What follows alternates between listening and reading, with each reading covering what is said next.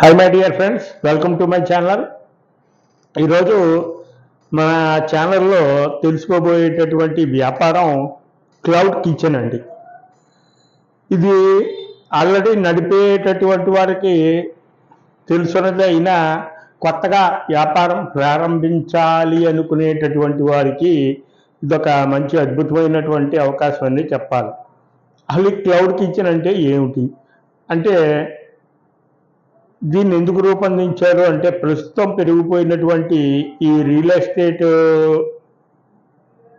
Cost of లివింగ్కి. అంటే ఇప్పుడు ఒక 5 వరకు అయితే జస్ట్ ఏదో ఒక షాప్ అద్దెకి తీసుకోవాలన్నా, ఒక చోట కొనుక్కోవాలన్నా అంటే ఒక 10 గజాల స్థలం అంటే ఒక గజం 1000-1500 ఉండేది. 20 గజాల స్థలం అంటే ఇప్పుడు నేను ఉన్నటువంటి షాపు ఒక 20 గజాలు. ఇప్పుడు నేను నిర్మించుకున్నటువంటి షాపు ఇలాంటి ఒక 4 షాపులు నిర్మించుకున్నాం అనుకోండి. ఏదైనప్పటికీ గజం ఒక 20 అంటే మహా అయితే గజం 1000-1500 ఉండేది. ఇప్పుడు మహా అయితే 20-25 వేలు పెడితే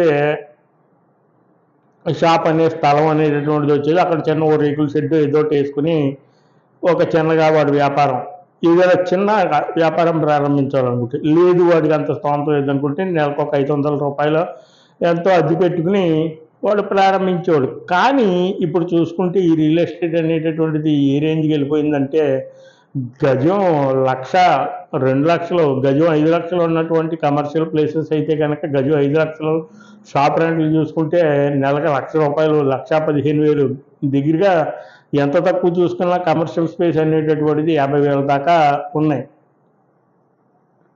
బాగా మెయిన్ బజార్లోకి అయితే కానివ్వండి, బాగా సిటీస్లో అయితే ఎంత తక్కువ చూసుకున్నప్పటికీ కూడా 25 నుంచి మా ఊళ్ళోనే 25,000 ఉన్నాయనుకోండి, అది వేరే విషయం. ఈ పరిస్థితుల్లో ఈ క్లౌడ్ కిచెన్ అనేటటువంటిది చాలా మంచిగా ఉపయోగపడేటటువంటి వ్యాపారం.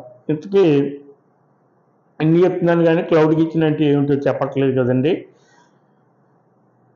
మీకు వంటడంలో ఇంట్రెస్ట్ ఉంది, మీకు వంట వచ్చు, బాగా వండగలరు అనుకుంటున్నట్లయితే ఈ ఖాళీగా ఇంట్లో ఉండి హౌస్ వైఫ్ అనుకోండి, ఈ బిజీగా ఉండి ఇప్పుడు కుటుంబాన్ని నడవడానికి ఇద్దరు ఉద్యోగాలు చేసేటటువంటి వాళ్ళు ఉంటారు కదండి. వాళ్ళ ఇంట్లో పెద్దవాళ్ళు కూడా ఉంటారు కదా, వాళ్ళకి మీరు వండి పెట్టడాన్ని, టు బి ఫ్రాంక్లీ చెప్పాలంటే దీన్ని క్లౌడ్ కిచెన్ అంటారు.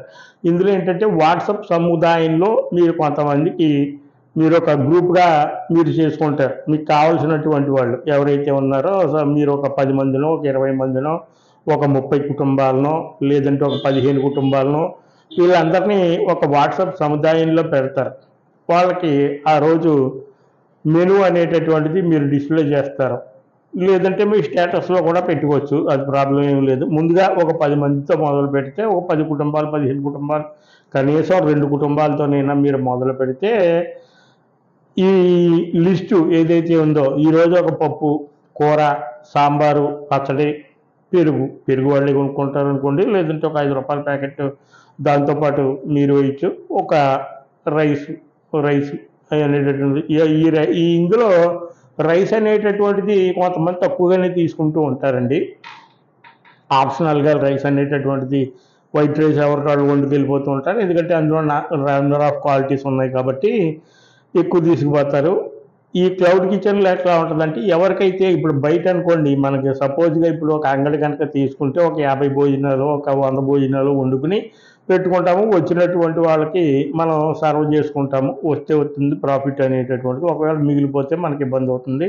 ఈ క్లౌడ్ కిచెన్లో ఏం చేస్తారంటే ఈ వాట్సాప్ సముదాయంలో ఎంతమందికి కావాలో పొద్దున్న మీరు ఉదయం 7 గంటలకి మీరు మెనూ అనేటటువంటిది పెడతారు. కావాల్సిన వాళ్ళు రేస్ చేస్తూ పెడతారు. లేదా ఈ 10 మందే కాబట్టి నాకు బలానా పప్పు పడదు, సపోజ్ ఈరోజు నేను ఆనపకాయ పప్పు పెట్టాను అనుకోండి, నాకు ఆనపకాయ పప్పు పడదు, నాకు మామిడికాయ పప్పు అనేటటువంటిది కావాలి. లేదా నాకు ఈరోజు ములక్కాడ కూర పెట్టాను, నాకు ములక్కాడ అంటే ఇష్టం ఉండదు, సపోజ్ ఏ బంగాళదుంప వండండి అని మీరు ఆప్షన్స్ కస్టమర్కి మార్చుకోవడానికి ఉంటుంది. అదేవిధంగా నిన్న ఉప్పు ఎక్కువైంది, లేదా మీరు నిన్న పంపినటువంటి కూరలో సాల్ట్ సరిపోలేదు అనేటటువంటి నెంబర్ ఆఫ్ వేరియేషన్స్ అన్నీ ఉంటాయి. అలాంటి కుటుంబానికి వేరుగా వండుతారని కాదు, జస్ట్ ఇప్పుడు వాళ్ళు ఆ 10 మంది అందులో ఉంటారు కాబట్టి మీరు ఉప్పు ఆ రోజు కొంచెం ఒక రవ్వ ఎక్కువ వేసారనుకోండి, వేసినప్పుడు ఏమవుతుందంటే మరీ ఓవర్ అయిపోయింది అనుకుంటే వాళ్ళే సరి చేయడానికి ఉంటుంది.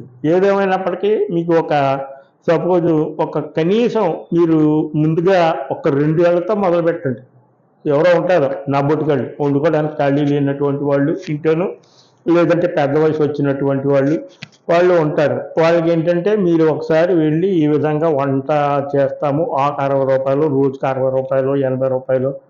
100, మీ యొక్క కన్వీనియంట్ని బట్టి నేను ఇదే రేటు పెట్టుకోవడం అనేటటువంటిది చెప్పట్లేదండి. నేను జస్ట్ మీకు ఉదాహరణ కోసం మాత్రమే ఈ ప్రైసెస్ అనేటటువంటివి చెప్పేవి. సపోజ్ ఒక పప్పు, ఒక కూర, ఒక సాంబారు, పచ్చడి, ఒక చిన్న పెరుగు ప్యాకెట్ కలిపి మీరు ఒక రూ. 100 బండిల్, భోజనంతో కలిపి ఒక రూ. 50, అంటే ఒక రూ. 50, రూ. 60 ఒక కేజీ రైస్ అనుకోండి, సంథింగ్ అలా.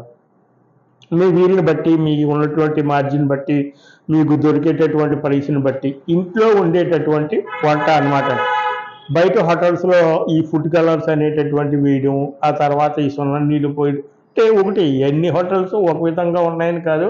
కొంతమంది ప్రస్తుతం ఒక అవగాహన అనేటటువంటిది వచ్చింది. బయట ఫుడ్ అనేటటువంటిది తినకూడదు, ఎక్కడ ఫుడ్ తిందామన్నా కూడా ఏదో ఒక కల్తీ వస్తుంది, ఆయిల్స్లో కల్తీ వస్తుంది, అన్ని రకాలుగా కల్తీ వస్తుంది. కాదు ఒక హోమ్ ఫుడ్ నేను తినాలి కానీ నాకు వండుకునేందుకు ఖాళీ లేదు అనుకునేటటువంటి వారు ఇప్పుడు చాలామంది క్లౌడ్ కిచెన్కి అట్రాక్ట్ అవుతున్నారు.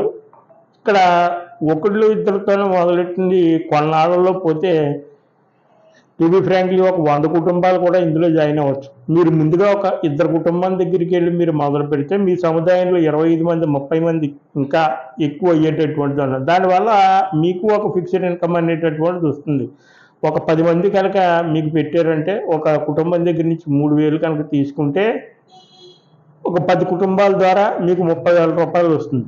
ఈ 30,000 ఎంత ఖర్చు అవుతుంది అనేటటువంటిది మీరు జాగ్రత్తగా మీరు కొనుక్కున్నటువంటి కిరాణా సరుకులు అయితే కానివ్వండి, అదేవిధంగా మీ బియ్యం కొనుక్కునేటటువంటి వాటికి కానివ్వండి, కూరగాయలు కొనుక్కునే రేటు, ఆయిల్, గ్యాసు ఇవన్నీ వస్తున్నాయా లేవా అనేటటువంటిది ఒక నెల రోజులు చేస్తే ఉంటుంది. ఆ తర్వాత దీంట్లోకి ప్రాబ్లం ఏంటంటే నెలకోసారి పేమెంట్ అనేటటువంటిది ఉంటుంది. ఏ రోజుకి ఆ రోజే వాళ్ళు ఫోన్పే అనేటటువంటిది చేసేస్తారు. ఇప్పుడు సపోజ్ రూ. 100 కూర, ఆ రోజు రూ. 100 మీరు ప్రైస్ అనేటటువంటిది పెడతారు. వంకాయ కూర కావాలి, ఎంతమంది కావాలి, ఒక 5గురు కావాలి, 5గురికి సరిపడా వండుతారు, 500 మీకు వేసేస్తారు. 5గురికి సరిపడా వంకాయ కూర, పప్పు, సంథింగ్ ఏవో నేను అంటే పప్పు, కూర, పచ్చడి ఇవన్నీ కూడా ఒక 5గురికి ఇస్తే రూ. 500 మీ అకౌంట్లో పడిపోతాయి మీ అమౌంట్నే. ఆ తర్వాత మీరు విస్తరించినప్పటికీ కూడా రోజుకి రూ. 1000 దాకా వచ్చేటటువంటి అవకాశం, 1500 వచ్చేటటువంటి అవకాశం ఈ విధంగా ఉంటుంది. ఇంట్లో కూర్చుని మీ ఖాళీ సమయంలో ఇప్పుడు పిల్లలంతా వెళ్ళిపోయిన తర్వాత ఇప్పుడు బిజీగా ఉన్నటువంటి ఉమెన్కి మీరు సహాయం చేసినట్టు ఉంటుంది, మీకు ఆర్థికంగా కూడా బాగుంటుంది. ఓకే మై డియర్ ఫ్రెండ్స్, ఇది ఈసారి మరి నా ఆలోచన. మరి నచ్చినట్లయితే కనుక లైక్ చేయండి. ఈ విషయంలో ఏదైనా సందేహాలు ఉంటే కమెంట్ రూపంలో తెలియజేయండి, మీకు నేను ఆన్సర్ ఇస్తాను. ఓకేనండి, మరో వీడియోతో మరోసారి మళ్ళీ కలుద్దాం. అప్పటివరకు టేక్ కేర్, బాయ్.